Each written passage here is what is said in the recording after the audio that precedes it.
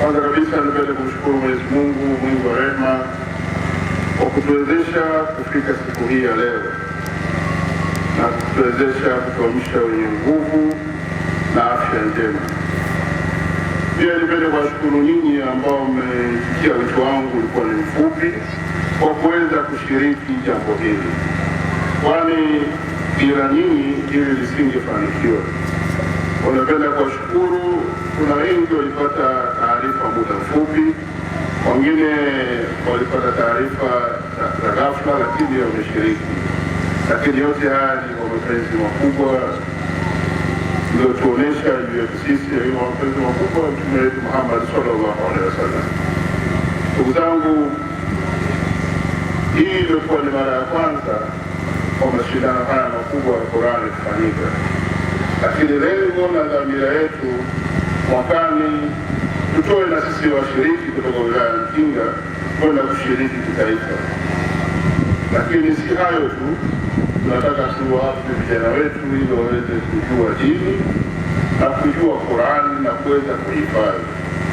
Leo tumefanya kwa dharura, lakini baadaye naamini Mwenyezi Mungu atatusaidia tuweze kufanya kwa vizuri zaidi. Ndugu viongozi, Mheshimiwa Sheikh wa Mkoa kwa niaba ya Mufti ameongea kwa mkoa sema kitu kimekukaa. Kwa hiyo tunashukuru, umefanya uwakilishi mwema. Utupelekee salamu zetu kwa Sheikh kwamba wilaya ya Mkinga tuko naye bega kwa bega. Hata tunasikia tunataka kujenga BAKWATA mpya. Tulikuwa tunajaribu kuomba viongozi wa wilaya wapeni eneo, so BAKWATA lazima ikae mjini. Huku mnaweza mkapewa maeneo makubwa ambayo mkaja mkaweka ambapo makuyeni ya BAKWATA, kwa si mbali na mjini. Tukumbuke kwa hiyo na viongozi wetu wako tayari kwa hivyo tufikie salamu kwa Sheikh, kwani BAKWATA si lazima ikae mjini, hata huku ni mjini pia. Lakini na huku Kinungu. Kwa hiyo utaongea na viongozi wetu wako tayari, watawapeni eneo kubwa mjenge na sisi tuwe na faraja, kwa sababu mkipata eneo la 20 mkajenga msikiti mkubwa, shule, tazidi kutuletea maendeleo na changamoto, na haya yanawezekana. Kwamba tufikishie kwa Sheikh, viongozi tuliwanong'oneza wako tayari kwa jambo hilo. Lakini tungependa ndugu zetu tusamehe kama kuna mapungufu yalitokea, tutarekebishana, kwani hakuna mwanadamu ambaye hana mapungufu.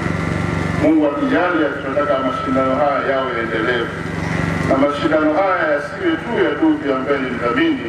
Tutatafuta na wadhamini wengine tushirikiane, kwani ni jambo la sote Wanamkinga, si jambo la mtu mmoja.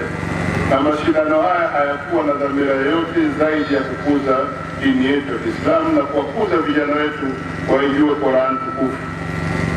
Kwani anasema Mwenyezi Mungu anasema mtu akijua aya moja ana thawabu zaidi ya 100.